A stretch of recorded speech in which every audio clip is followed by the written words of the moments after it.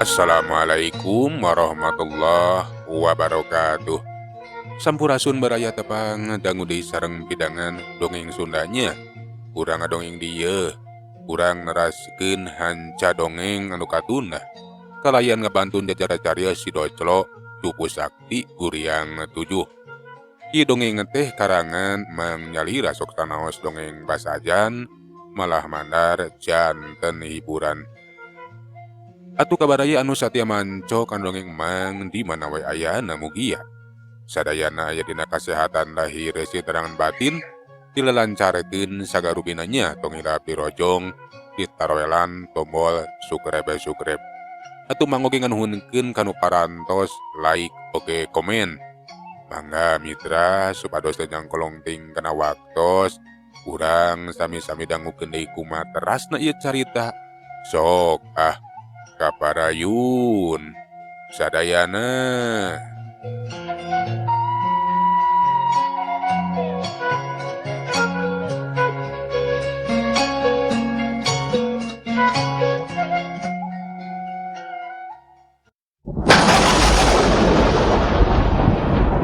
Kelekar taneuh mancaura Senopati Antasena teh bisa keluar tina jero taneuh dilalajoanan ku sababaraha urang prajurit. Pikeun Senopati Antasena mah mangrupakeun wiwirang anu gede nya panjang. Bet ngalaman tetereleh jajaten ku jelema sapotong garong anu acan kanyahoan saha-sahan. Teu sawios-wios Gusti. Ceuk salah saurang prajurit bari nyampeurkeun Senopati Antasena teh hanteu nemahlan. Beungeutna katempo maninca motrot kapatoe ninggalkeun eta batempatan. Si prajurit teh ukur molohok we merhatikeun Senopati nu geus jauh ninggalkeun eta batempatan. Alah kunaon nya? Gusti Senopati teh ditanya teu nemalan, kalah kajiga nu amek euy. Atuna ari sia. Bet ditanya kitu. Nah teu apa kana adatna Gusti Senopati. Untung we bieu teh sia hanteu ditampiling. Eta Gusti Senopati teh keur amek jeung dinandangan wiwirang. Nya eleh jajaten bari dilalajoanan ku urang. Era pasina oge geus ragrag ku jelema sapotong ku eta ku si garong. Kulantaran Gusti Senopati salila ieu acan kungsi ngarandapan teter era jajaten euy. Nya kaya kieu mah euy, bakal ibur Gusti Senopati anu gagah sakti teh ragrag ku jelema sapotong. Cacap nepikeun ka isuk para prajurit teh ngarobrol we jeung para baturna. Ari nu jadi bahan obrolan teh tayalian di kajadian peuting eta. Senopati Antasena cenah geus eleh kawon ku eta garong. Kocapkeun di imahna Raden Santanu. Katempo keur ngarobrol we Raden Santanu jeung nu jadi lanceukna nyaeta Senopati Antasena. Kumaha tukang pilampaheun urang ayeuna jelas akang oge hanteu mampu ngukulan eta jalma jahat. Teuing bingung kumaha nya pilampaheun. Ari arek bebeja ka Gusti Patih era euy. Ari hanteu bebeja inggis eta jalma jahat teh ngabayakeun kudu sagancang ditumbas. Nya saya nama wawartos we ka Gusti Patih Kang. Margi pamihan teu diwartoskeun. Inggis mohon ngabahayakeun kasalamatan karajaan. Ulah kahalangan ku izin. Ulah ngaraos wirang keun da jelas. Eta jalma buntet teh sakitu saktina. Bahaya pami diantep mah. Nyaum. Daek teu daek. Aing kudu bebeja laporan ka Gusti Patih. Gan bae aing teh masih keneh bingung. Nah eta jalma jahat teh ukur ngagarong wungkul. Hanteu nepikeun ka ngapinasa. Naon atuh mah geus jeung tujuan anu sabenerna. Mohon Kang. Abdi ge masih keneh bingung. Nah naon atuh maksud sabenerna eta jalma jahat teh jelas. Pagawean teh ukur ngagarong sareng nyingsieunan para prajurit. Hanteu dugi ka ngabinasakeun. Sakadapan mah dukana teh ukur pating harulang wae masih keneh bingung. Mikiran tujuan eta jalma jahat. Dina kaayaan kitu Kurunyung aya nu datang nu tajalian di Kimudra. Kimudra teh saja laporan we.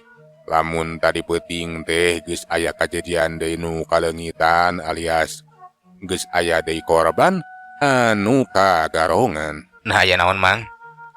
Punten Raden, mamang teh bade wabartos ka Kangjeng Senopati. Margi tadi wengi teh tos aya deui korban. Muhun anu kagarongan. Jadi tadi peuting ge geus aya di anu kagarongan. Aing peuting panggih jeung eta garongna. Ngan hanjaka aing sorangan kateter eleh jajaten. Muhun Gusti, teu sangki atuh Gusti ku anjeun oge. Muhun teu mampu pikeun meruhkeun eta garong. Disim abdi oge kenging laporan ti para prajurit anu tadi lalajo. Saurna teh Gusti tarung sareng eta jalma jahat sakitu rongkahna. Nya bener. Tadi peuting aing tarung nepikeun ka ngaturukeun sakabeh pangarti jeung bangabisa. Tapi teteh lah eta jalma jahat teh sakti mandraguna. Ayeuna aing rek balik, aing rek bebeja ka Gusti Pati. Eta garong teh kudu sagancang ditumpas, kumaha wae carana. Ngan bae masih keneh bingung, naha naon atuh maksud anu sabarna eta jalma jahat teh. Kulantaran ukur ngagarong wungkul jeung nyingsianan para prajurit henteu nepikeun ka ngabinasa. Da kitu. Punten Gusti, ari numutkeun kasauran di salah saurang prajurit mah saurna teh bangna eta jalma jahat datang ka dieu teh maksana bade balitungan. Margi bapana teh dipateni ku prajurit urang. Tah kitu Gusti. Tapi aneh, naha henteu nepikeun ka ngabinasa. Lamun nyarek males pati mah. Sumuhun Gusti, bali dieu mah jisim abdi ge bingung. Tak acan terangna hanaon atuh margina. Kimudra ge sarua bingung henteu ngarti. Teu lapok atuh Kangjeng Senopati teh cacarita deui kawas anu rek pamitan bae. Sahenteuna aing geus nyaho maksud jeung tujuan kadatangan eta jalma jahat teh. Kukituna aing ayeuna rek balik, arek bebeja ka Kangjeng Pati. Najan kukumaha oge, eta karong teh kudu sagancang dicangkalak, kudu sagancang ditumpas. Gitu cenah cek eta Senopati Antasena teh geus kitu mah teu laju ninggalkeun imahna Raden Santanu.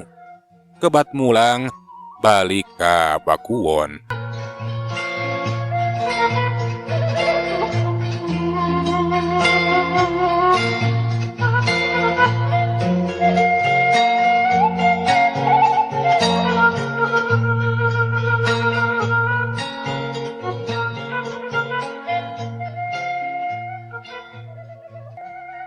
Kocapkeun Kangjeng Senopati anu kebat mulang ka Pakuwon langsung atuh nepungan Gusti Patih Anggaradrang ngalaporkeun kajadian nu geus karanapan. Puguh we atuh Gusti Patih ge manik kaget. Teteh geuning cenah Senopati na oge henteu mampu pikeun nyangkalak eta jalma jahat. Ambuing. Teteh lah eta jalma jahat teh sakti mandraguna na kitu mah. Maneh teu mampu pikeun ngungkulanana.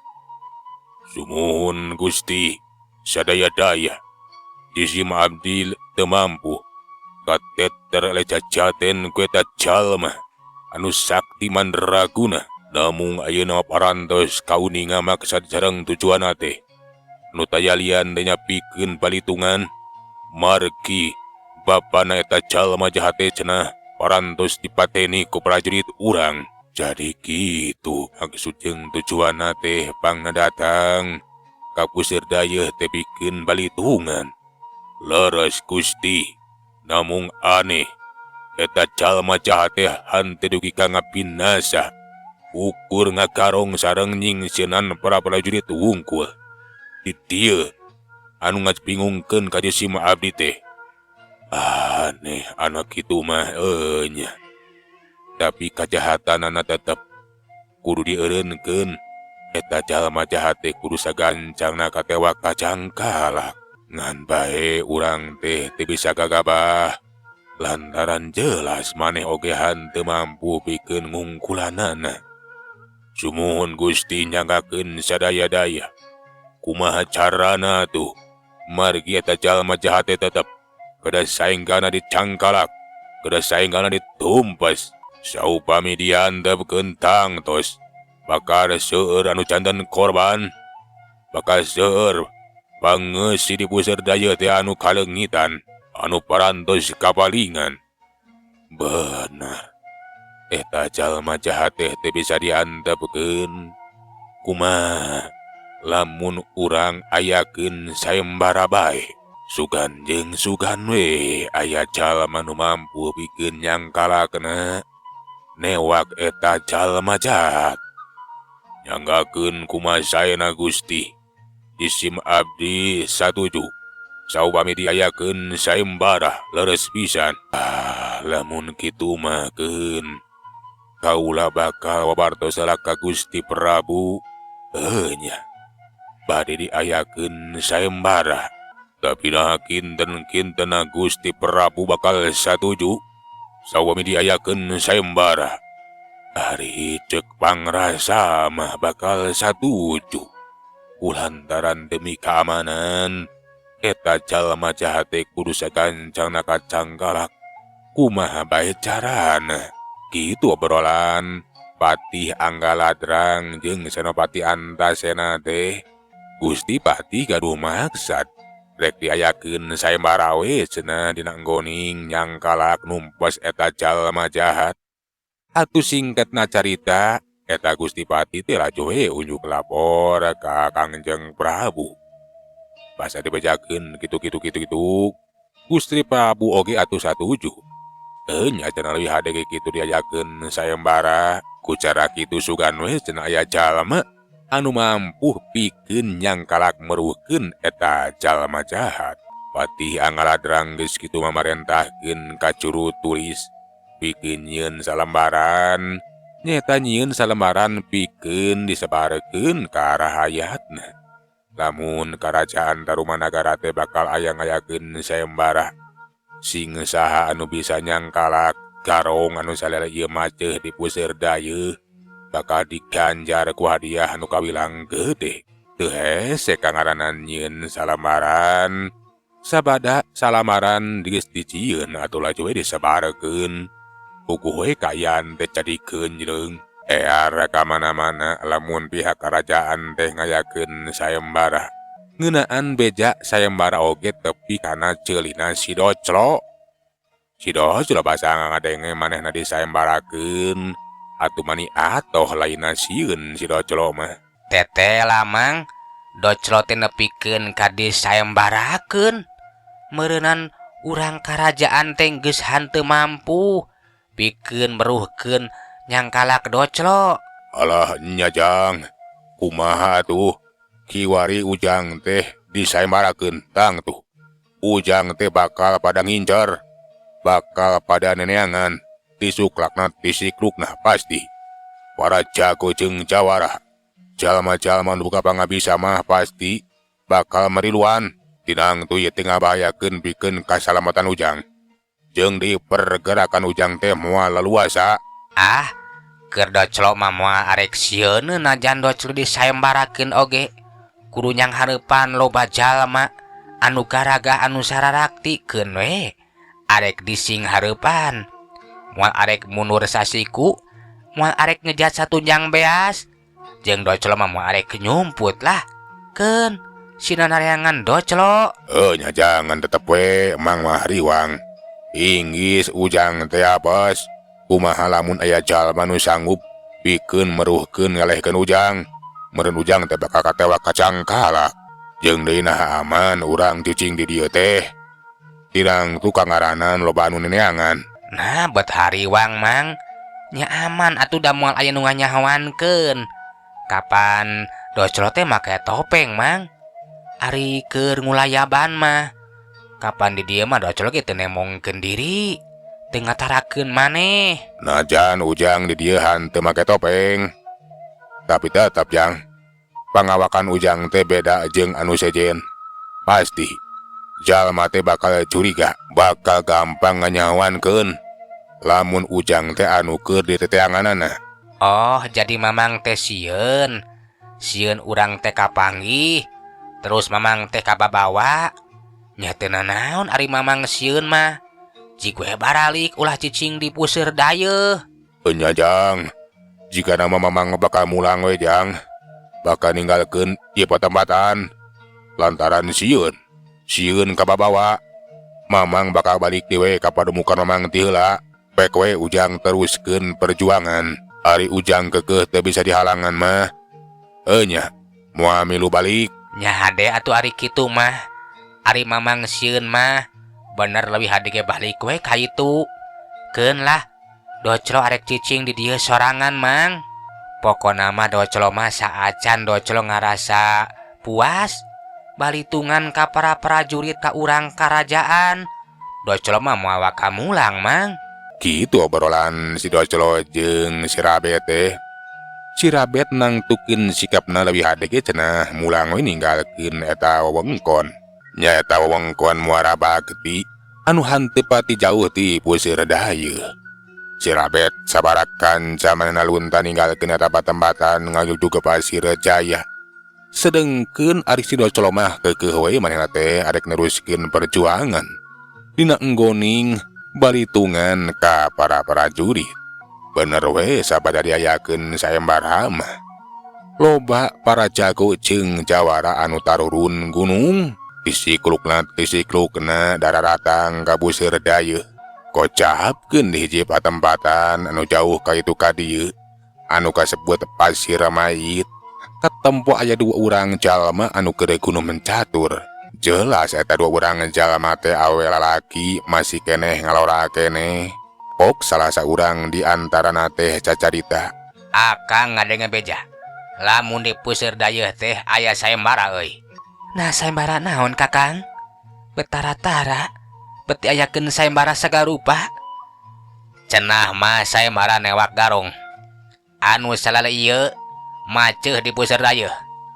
Loba urang ditu anu digarong ku eta jalma jahat. Ngan bae. Pihak kerajaan teh can aya nu mampu pikeun nyangkalak eta garongna. Nah sajalmana Kakang? Nepikeun ka disayembarakeun sagarupa. Jeung deui urang kerajaan acan aya nu mampu pikeun nyangkalakna. Anak itu mah eta jalma teh lain jalma sambarangan. Enya Nyai. Eta jalma jahat teh lain jalma sambarangan. Ngan bae acan nyaho. Duka ting saha? Da pugu kayana teh cenah make topeng. Teu katingali beungeutna jeung teu ngakukeun saha-sahana. Ngan bae matak aneh kaayana teh cenah Nyai. Nah kumaha kitu Kang kaayana teh? Teu ilahar jeung batur kaayaan awakna teh penek buleud. Bisa kasebut buntet we cenah. Tapi najan kaayaan awakna kitu, kasaktiana teh luar biasa. Malahan mah kabejakeun. Senopati Antasena anu geus kasohor sakti mandraguna ge teu mampu ngungkulanana. Pami kitu mah abdi ge jadi penasaran Kakang. Hayang ngajajah hayang miluan karet acara sayembara. Ih, kapan pangna Akang nyarita oge. Akang oge boga niat boga maksud pikeun miluan kana eta acara sayembara. Sugan jeung sugan we. Lamun salari ieu ku urang diyakinkeun teh bakal mampu diandalkeun pikeun newak eta garong. Nya mudah-mudahan we Kang. Urang duaan tiasa nyangkalak eta garongna. Tinang tu urang bakal nyorang kesenangan. Urang bakal menang hadiah nu gede. Jeung deui ngaran urang teh bakal kasohor. Ku kitu nah hayu Nyai. Ayeuna keneh urang ngeluntah. Urang ka puseur dayeuh bisi kapiheulaan ku batur. Enya Kang, hayu.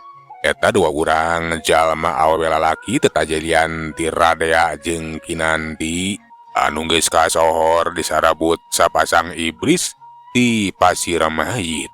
Atuh duanana teh kebat we naringgalkeun eta Pasir Mayit.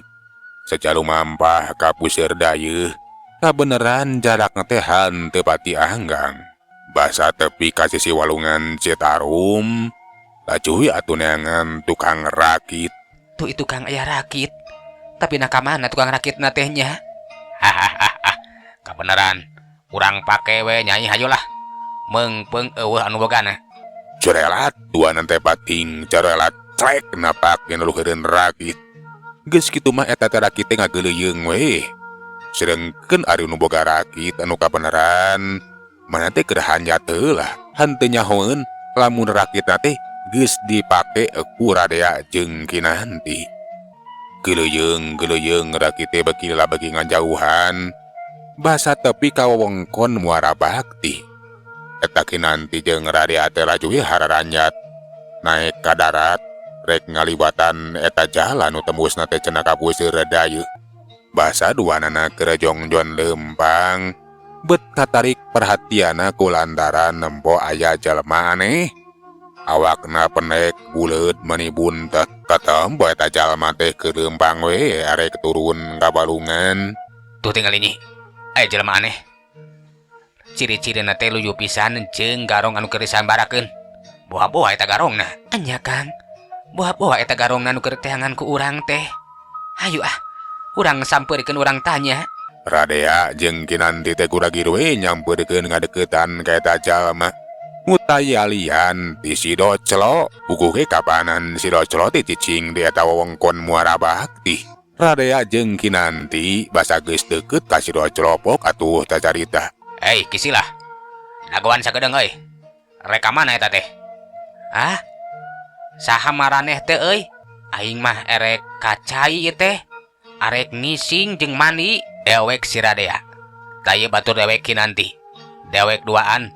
Sapasang iblis di pasir mayit. Keur neneangan garong. Boa-boa sia jelemana. Lantaran ciri-cirina teh sarua pisan jeung sia. Lamun enya rek kumaha? Oh, jadi maraneh teh miluan sayembara. Enya euy. Hahaha. Kabeneran atuh teu kudu hese neneangan. Tetela maneh teh kapanggih di dieu euy. Maneh bakal ditewak, bakal dicangkalak, bakal dicagrageun ka karaton. Kitu naleuwih hade maneh ulah ngalawan. Anggur mamilu we ka kami duaan. Bakal dipasrahkeun ngarah kami menang hadiah. Aya kungeunah. Nya moal daek atuh. Arek oge lamun maneh nya miluan sayembara. Sok tewak cangkalak aing ari bisa mah. Lamun kitu carana mah maneh hayang dipasrahkeun dina kayaan geus jadi bugang heug. Ayo Nyai. Iya si garong teh kudu dicangkalak, kudu dipodaran. Anya Kakang, hayu urang podaran bae jalma teh. Radea jeung Kinanti sapasang iblis di pasir mayit geus hanteul bacatur. Laju atuh nyabut pedangna geus kitu pating ka rajeleng narajang ka si Doclo. Hiuk pedang teh pating hariuk bangbaraan rek nyabat kana peuheung. Tapi si Doclo teh tetep tenang we henteu sieun ku datangna eta pedang. Malahan mah jiga anu nanti datangna eta pedang nyabat kana beuheung. Basa pedang Radea leuwih ti heulakeunna kana beuheung si Doclo. Eta si Radea teh nepikeun ka ngaranjuk kaget ku lantaran pedangna teh jiga keuna kana batu karang pelentrang kuricak. Tetela beuheung si Doclo teh teuas. Basa pedang Kinanti keuna kana tonggong si Doclo sarua mani ngabelendrang. Puguh we atuh duanana teh mani ngaranjuk kaget. Tetela cenah ieu jalma teh aya ku wadal-wadal teuing. Tetela, ieu jalma teh wadal geuning Nyai. Anya Kakang teu nyangka. Pedang pusaka urang duaan teh henteu mampu pikeun ngadek ieu jalma. Nah saha ieu jalma teh? Saha sia sabenerna? Boga emunan naon? Jadi maraneh teh hayang apa saha? Aingnya heug ayeuna mah ku aing moal arek disumput-sumput. Bising hayangnya ngaran aing teh si Doclo deuleu. Jadi ngaran sia teh Doclo. Urang mana sia nya urang dieu atuh. Kapan cicing lagi di dieu? Ulah waka sombong sia.